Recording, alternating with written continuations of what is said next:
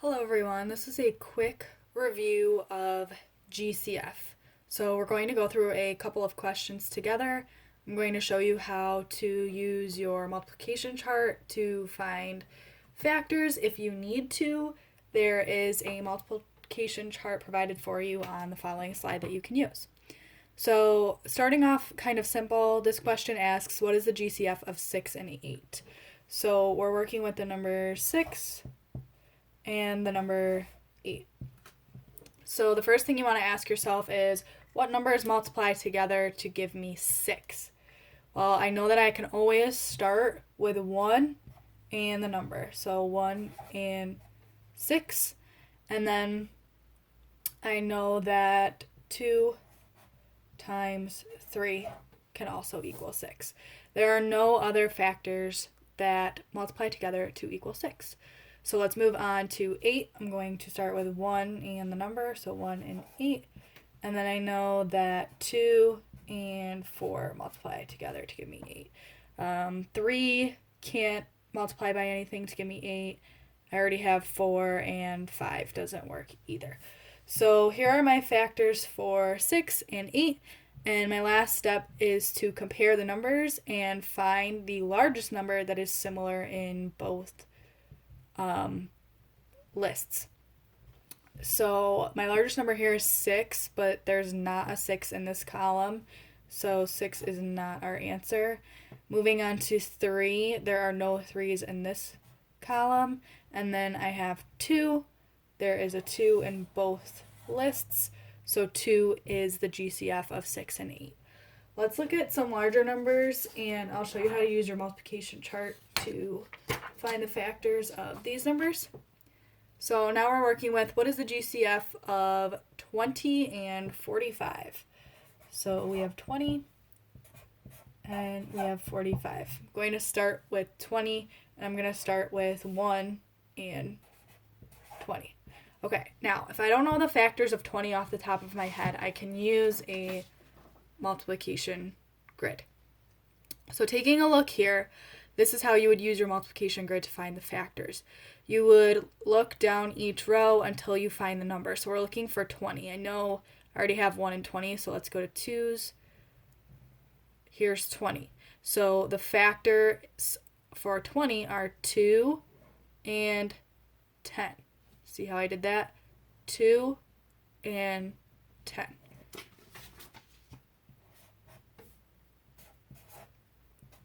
And let's keep going and see what else we can find. So then I would move on to 3's.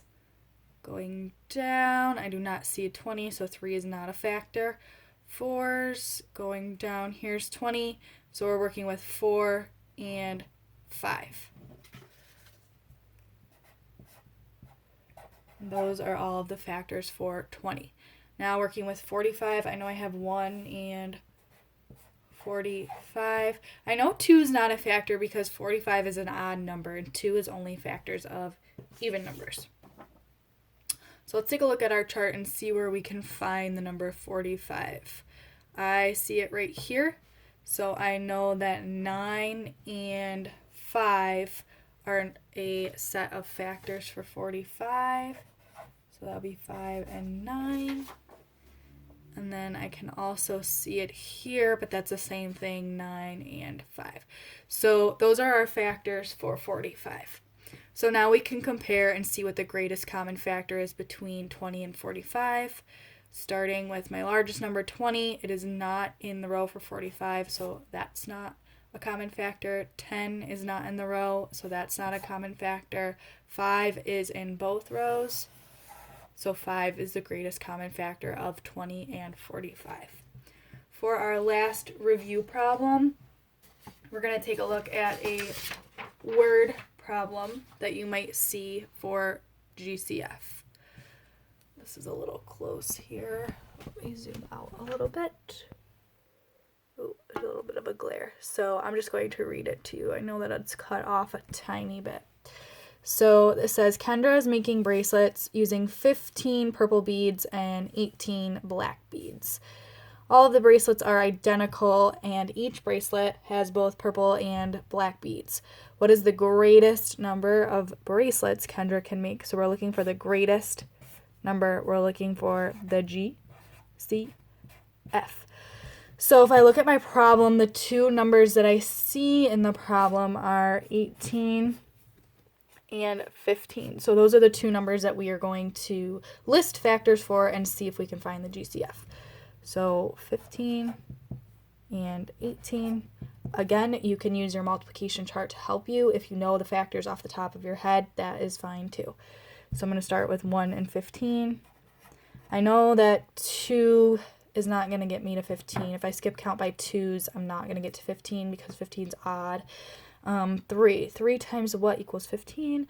3 times 5 equals 15. And then I know that 4 is not a factor because 4 times a number will not give me 15. All right, moving on to 18. I have 1 and 18. It's even, so I know it can be divided by 2. If I skip count by 2s, 2 times 9 would give me 18. And then I also know my last fact is 3 and 6. So our last step is to go through and find the largest number that both lists have.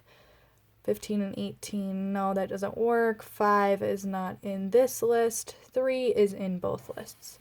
So our answer to this word problem would be 3 bracelets. So go ahead and give the Google Forms a try. There's only a couple problems on there. Do your best and let us know how you feel about this skill.